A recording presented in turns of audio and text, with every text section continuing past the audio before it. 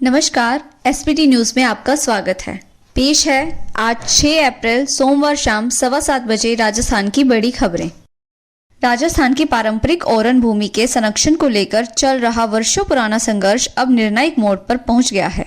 देश की सबसे बड़ी अदालत सुप्रीम कोर्ट में विधि सेतु फाउंडेशन द्वारा दायर हस्तक्षेप आवेदन के बाद अब इस मामले की गंभीरता को देखते हुए 9 जजों की संविधान पीठ कल यानी 7 अप्रैल को सुनवाई करेगी। यह सुनवाई न केवल राजस्थान बल्कि पूरे देश में आस्था आधारित पर्यावरण संरक्षण के लिए एक नई मिसाल बन सकती है।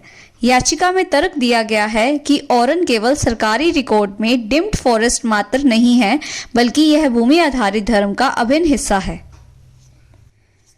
राजस्थान के लाखों कर्मचारियों पेंशनर्स को जल्द ही बड़ी राहत मिलने वाली है। अब उन्हें अपनी समस्या लेकर सीधे कोर्ट जाने की जरूरत नहीं पड़ेगी।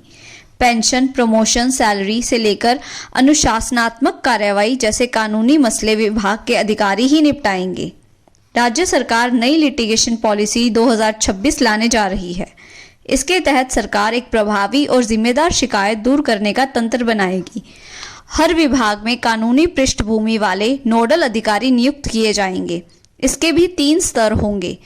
पहले स्तर पर सुनवाई नहीं हुई तो कर्मचारी की समस्या उससे ऊपर लेवल की कमेटी सुलझाएगी। 5 राज्यों में विधानसभा चुनाव के प्रचार के तहत प्रधानमंत्री नरेंद्र मोदी सोमवार को असम पहुंचे हैं। उनकी आज 3 रैलियां रही। बरपेटा में उन्होंने कहा कि असम में नेशनल डेमोक्रेटिक अलायंस की जीत की हैट्रिक लगेगी, कांग्रेस की हार की सेंचुरी होगी। बीजेपी जो कहती है करके दिखाती है। कांग्रेस के पास विकास का विजन नहीं है। कांग्रेस नेता राहुल गांधी भी पुडुचेरी पहुंचे हैं। उन्होंने लासपेट में कहा, कांग्रेस गठबंधन बेरोजगार युवाओं को हर महीने 2000 की मदद देगा। सरकारी और निजी क्षेत्रों में 30,000 नई नौकरियां जनरेट करेगा। राजस्थान में प्रशासनिक स्तर पर एक अहम फेरबदल करते हुए राज्य सरकार के कार्मिक विभाग ने भारतीय पुलिस सेवा के अधिकारी माधव उपाध्याय को पदस्थापन आदेशों की प्रतीक्षा में रख दिया है। इस संबंध में सोमवार 6 अप्रैल 2026 को औपचारिक आदेश जारी किए गए।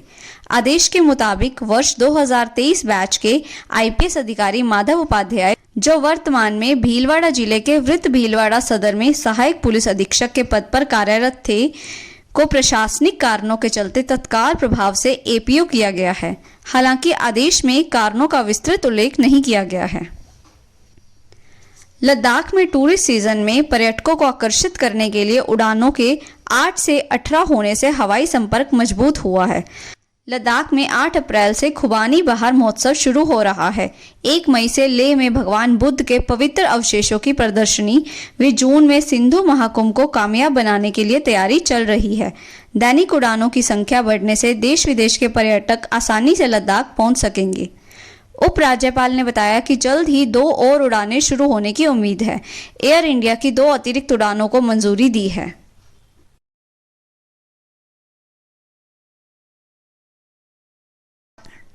राज्यसभा के सभापति सीपी राधाकृष्णन ने सोमवार को नवनिर्वाचित और दोबारा चुनकर आए 19 सदस्यों को राज्यसभा की सदस्यता की शपथ दिलाई। शपथ लेने वाले सदस्यों में 6 तमिलनाडु से, 5 महाराष्ट्र, 5 पश्चिम बंगाल और 3 ओडिशा से हैं। शपथ लेने वाले सदस्यों में 3 महिलाएं और 16 पुरुष हैं। इनमें से 5 सदस्य सदन में दोबारा चुनकर आए हैं। श्री शरद चंद्र पवार ने सदन में व्हील चेयर पर बैठकर शपथ ली। बीकानेर शहर में बढ़ते ऑटो का दबाव कम करने और देशी विदेशी पर्यटकों को सुविधा उपलब्ध कराने के उद्देश्य से शहर में एक साथ 75 ई बसें शुरू होंगी। ये बसें शहर के अलग अलग कोनों को जोड़ने का प्रयास करेंगी। इसका एक उद्देश्य शहर पर वाहनों का दबाव कम करना भी है। केंद्रीय कानून मंत्री अर्जुन राम मेघवाल ने ई बस सेवा योजना के तहत 75 हाईटेक इलेक्ट्रिक बसों की स्वीकृति दिलाने के साथ ही एक ई बस अड्डे के लिए स्वीकृति दिलाई थी। इस अड्डे का निर्माण शुरू हो गया है। भाजपा नेता रविशेखर मेघवाल ने बताया कि ई बसों के संचालन से बीकानेर वासियों को सस्ती, सुरक्षित और आधुनिक परिवहन की सुविधा मिलेगी। दिल्ली के पूर्व मुख्यमंत्री अरविंद केजरीवाल द्वारा वर्ष 2020 में गरीब किराएदारों की ओर से किराया भुगतान करने के लिए किए गए वादों को कानूनी रूप से लागू करने योग्य बताने वाले एकल पीठ के आदेश को दिल्ली हाईकोर्ट ने रद्द कर दिया। न्यायमूर्ति सी हरिशंकर और न्यायमूर्ति ओम प्रकाश शुक्ला की पीठ ने एकल न्यायाधीश के फैसले में संशोधन करते हुए केजरीवाल द्वारा प्रेस कॉन्फ्रेंस में दिए गए बयान को आश्वासन मानने की याचिका को भ्रामक बताते हुए खारिज कर दिया। कांग्रेस नेता राहुल गांधी ने कहा है कि मोदी के पास रसोई गैस संकट से निपटने की कोई नीति नहीं है और इस समय भी वही अवस्था देखने को मिल रही है जो देश के लोगों ने कोविड के समय देखी थी।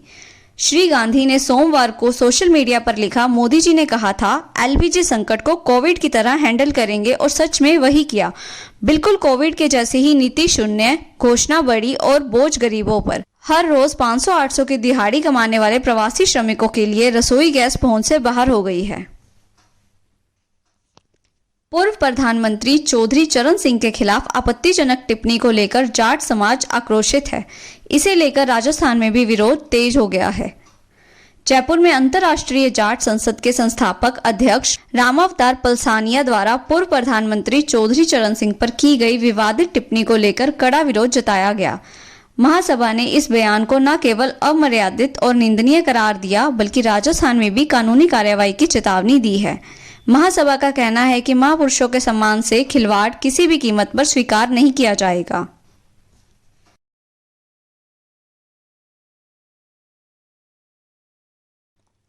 बीकानेर शहर के रेलवे स्टेशन पर इन दिनों बंदरों का आतंक बढ़ता जा रहा है। हालात यह है कि यहां रोजाना बंदर यात्रियों को काटने के साथ साथ उनका सामान भी छीनकर ले जा रहे हैं। आज सोमवार को प्लेटफॉर्म नंबर 1 पर एक बंदर ने महिला यात्री को काट लिया। वहीं एक अन्य घटना में बंदर एक पुरुष यात्री के कंधे पर चढ़ गया जिससे वह संतुलन खोकर गिर पड़ा। स्टेशन पर मौजूद बच्चों को भी बंदर लगातार परेशान कर रहे हैं जिससे अभिभावक चिंतित नजर आ रहे हैं। बूंदी के करवर कस्बे में स्थित समर्थन मूल्य गेहूं खरीद केंद्र पर लेबर की कमी और खरीदे गए गेहूं का उठाव न होने के कारण खरीद कार्य प्रभावित हो रहा है। इसके चलते किसान को अपनी उपज की तुलाई करने के लिए 2 से 3 दिन तक इंतजार करना पड़ रहा है। दूर दराज से आए किसान अपनी ट्रैक्टर ट्रॉलियों की रखवाली करने को मजबूर हैं। मौसम में लगातार हो रहे बदलाव से किसानों की चिंता और बढ़ गई है क्योंकि बेमौसम बारिश से गेहूं खराब होने का डर है। ईरान ने अमेरिका के राष्ट्रपति डोनाल्ड ट्रंप की हालिया धमकियों पर कड़ी प्रतिक्रिया दी है। ईरान के उप विदेश मंत्री कासिम गरीबाबादी ने कहा कि अगर अमेरिका नागरिक ढांचे पर हमला करता है तो यह अंतर्राष्ट्रीय कानून के तहत युद्ध अपराध माना जा सकता है। उन्होंने सोशल मीडिया प्लेटफॉर्म पर पोस्ट करते हुए कहा कि किसी देश के सर्वोच्च नेता द्वारा खुलेआम ऐसे हमलों की धमकी देना बेहद गंभीर मामला है। उनका कहना है कि पावर प्लांट और पुल जैसे नागरिक ढांचे को निशाना बनाना अंतर्राष्ट्रीय नियमों का उल्लंघन है। राजस्थान के सिरोही जिले में कलेक्टर रोहताश सिंह तोमर ने शहर की व्यवस्थाओं का जायजा लेने के लिए औचक निरीक्षण किया। इस दौरान उन्होंने अन्नपूर्णा रसोई में जाकर खुद खाना खाया और वहां की साफ सफाई, खाने की गुणवत्ता और रिकॉर्ड संधारण की बारीकी से जांच की।